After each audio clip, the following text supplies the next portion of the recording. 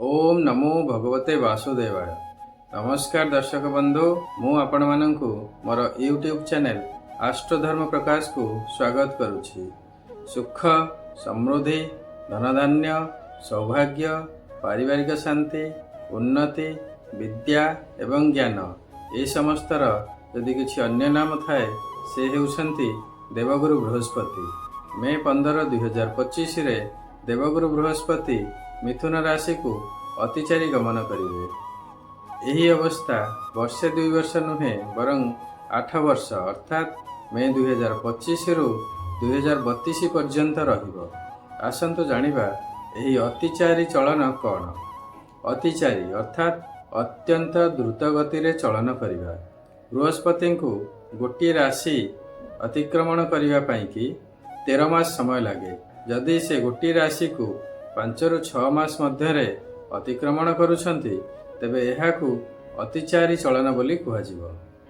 भावंतु आपण को जो कार्य 13 मास रे करिवार थिला ताकू जदि 4 ରୁ 5 मास मध्य करिवे तेबे कार्य आइदर संपूर्ण हेबो नाही बा कार्य रे किछि कमी रहिबो। ग्रह मानकर चलन उच्च बा नीच हेबा, वक्री हेबा, मंदगति बा अतिचारी हेबा आमको वर्तमान बा भविष्यत समय विषय रे किछि निर्दिष्ट इशारा देई थांती। मे 15, 2025 रे बृहस्पति वृष राशि रु मिथुन राशि को चलन करिवे। मात्र 5 मास अवस्थान कला परे अक्टोबर 20, 2025 रे कर्कट राशि को चलन करिवे, जेउठारे से मात्र 2 मास अवस्थान करी सते जेपरी मिथुन राशि रे किछि कार्य बाकी रहि जाइछि। वक्री अवस्था रे डिसेंबर 3 रे मिथुन राशि को पुनर्बार चलन करिवे। एथरक मिथुन राशि रे 5 मास अवस्थान कला परे पुनर्बार जून 2026 रे कर्कट राशि को चलन करिवे। देवगुरु बृहस्पतिंकर एही अतिचारी अवस्था वर्षे बा 2 वर्ष नुहे 8 वर्ष पर्यंत अर्थात 2032 पर्यंत चालू रहिबो। बृहस्पतिंकर एही अतिचारी अवस्था आमको एक बहुत बड़ परिवर्तन इशारा दिए। कुहा जाए सर्वप्रथमे महाभारत समय रे देवगुरु बृहस्पतिंकर अतिचारी चलन होइथिला। इतिहास कुहे वर्ल्ड वार 2 रे बा द्वितीय विश्वयुद्ध समय रे मध्य बृहस्पति अतिचारी चलन करथिले। एही समय रे विश्व रे 7.5 कोटी रु अधिक लोक प्राण हराइथिले। पुनश्च 1947 मसीहा रे मध्य बृहस्पति अतिचारी होइथिले, जेउ समय रे भारत पाकिस्तान रो पार्टीशन जोगु लक्षाधिक व्यक्ति निजर जीवन हराइथिले। 2019 एवं 20 मसीहा विषय रे आमे तो वर्तमान पर्यंत भूली नथिबा। 2019-20 मसीहा रे मध्य बृहस्पति 3 थर करी 6 थर राशि परिवर्तन करथिले बा अतिचारी थिले। एही समय रे कोविड-19 महामारी सारा विश्वर मेरुदंड को हलै देइथिला। एथर किंतु बृहस्पति वर्षे बा 2 वर्ष नुहे बरं 8 वर्ष पई अतिचारी हेउछंती। मे 2025 रु प्रत्येक वर्ष 2 ରୁ 3 थर लेखाए बृहस्पति राशि परिवर्तन करिवे। एहार प्रभाव पृथ्वी उपरे प्रत्येक जनसमाज उपरे एवं प्रत्येक राशिर व्यक्ति मानक उपरे निश्चय पड़िबो। लागुछि जेपरी इतिहासर पुनरावृत्ति हेबाकू जाउछि। एहा हम देश पई एवं विश्व पई भल संकेत देउनाही।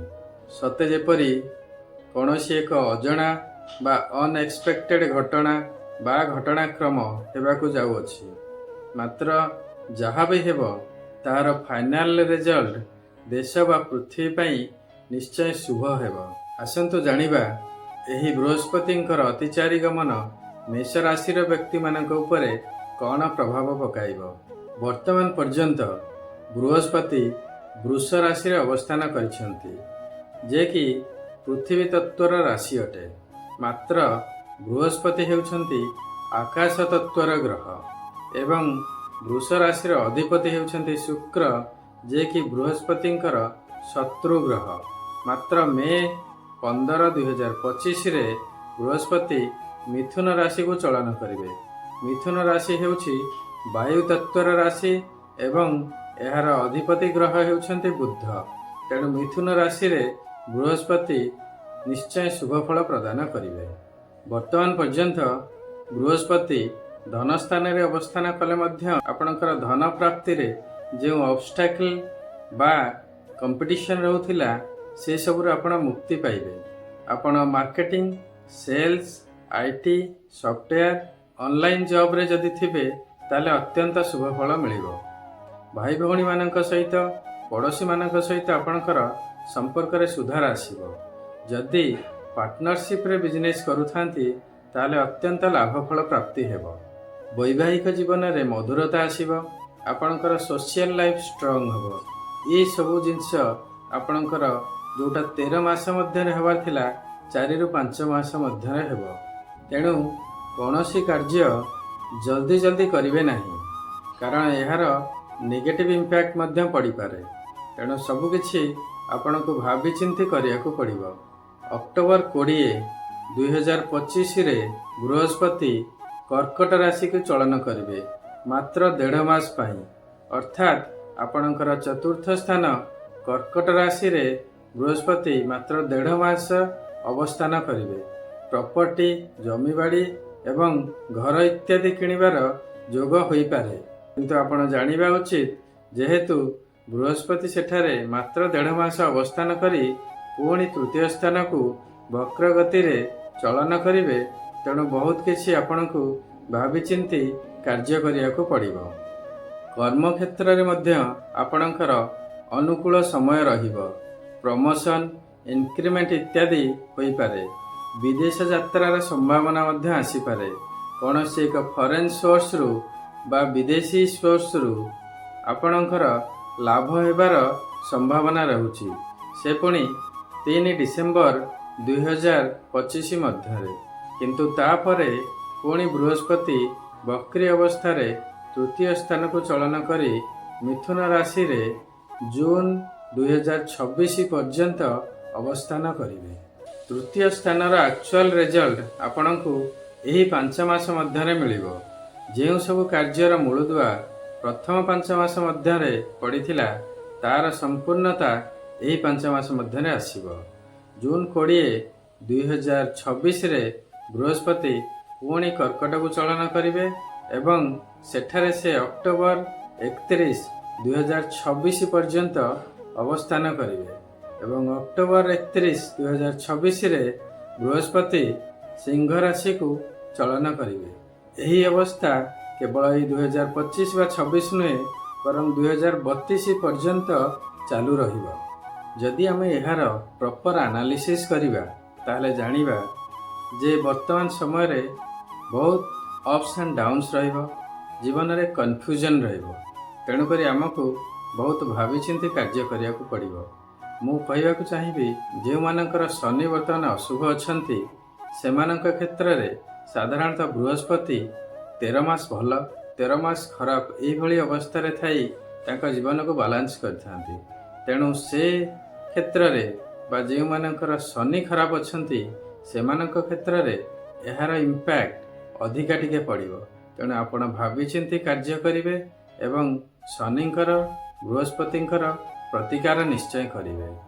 ବର୍ତ୍ତମାନ ଜାଣିବା ବୃହସ୍ପତିଙ୍କର ଏହି ଅତିଚାରୀ ଚଳନ ବା ଅତିଚାରୀ ଅବସ୍ଥାରେ କ'ଣ ପ୍ରତିକାର ଆମେ କରିବା ଉଚିତ। ଦେବଗୁରୁ ହେଉଛନ୍ତି ଗୁରୁଙ୍କର ପ୍ରତୀକ। ତେଣୁ ଆପଣ ଯଦି ଗୁରୁ ଦୀକ୍ଷା ନେଇଥିବେ ତେବେ ପ୍ରତ୍ୟେକ ଦିନ ଗୁରୁ ମନ୍ତ୍ର ଜପ କରନ୍ତୁ। ଆପଣଙ୍କର କୁଳ ପୁରୋହିତ ବା ବ୍ରାହ୍ମଣ ସେମାନଙ୍କ ସହିତ ସମ୍ପର୍କ ଭଲ ରଖନ୍ତୁ। ଗୁରୁଜନମାନଙ୍କର ସେବା କରନ୍ତୁ। ଆପଣଙ୍କର ଇଷ୍ଟ ଦେବତା କୃଷ୍ଣ ହୋଇଥାନ୍ତୁ, ଗଣେଶ ହୋଇଥାନ୍ତୁ, ମହାଦେବ ହୋଇଥାନ୍ତୁ ବା ହନୁମାନ ହୋଇଥାନ୍ତୁ, ତାଙ୍କର ପୂଜା ଅର୍ଚ୍ଚନା ପ୍ରତ୍ୟେକ ଦିନ କରନ୍ତୁ। ଆପଣଙ୍କର ଗୃହର ଐଶାନ୍ୟ କୋଣ ଅର୍ଥାତ୍ ଉତ୍ତର ପୂର୍ବ କୋଣରେ ଏକ ପାତ୍ରରେ କିଛି ଶୁଦ୍ଧ ଜଳ ରଖି ସେଥିରେ କିଛି ଗଙ୍ଗା ଜଳ ଏବଂ କିଛି ହଳଦୀ ପକାଇ ପ୍ରତ୍ୟେକ ଗୁରୁବାର ଦିନ ରଖନ୍ତୁ ଏବଂ ଦୀପଟିଏ ଜଳାନ୍ତୁ। ଏହାଦ୍ୱାରା ଆପଣଙ୍କୁ ଦେବଗୁରୁ ବୃହସ୍ପତିଙ୍କର ଆଶୀର୍ବାଦ ନିଶ୍ଚୟ ମିଳିବ। ସମୟ ଆଶା କରୁଛି ଶୁଭ ରହିବ। आशा करुचे ये वीडियोटी आपणक पई निश्चय इनफॉर्मेटिव होइथिबो। जदि भल लागिछि तेबे लाइक करिवे एवं शेयर मध्य करिवे। वर्तमान पर्यंत जदि मो चैनल को आपण सब्सक्राइब करि नाहंती ताले सब्सक्राइब निश्चय करंतु। सर्वे भवन्तु सुखिनः, सर्वे सन्तु निरामया, सर्वे भद्राणि पश्यन्तु, मा कश्चित् दुःखभाग् भवेत्। नमस्कार।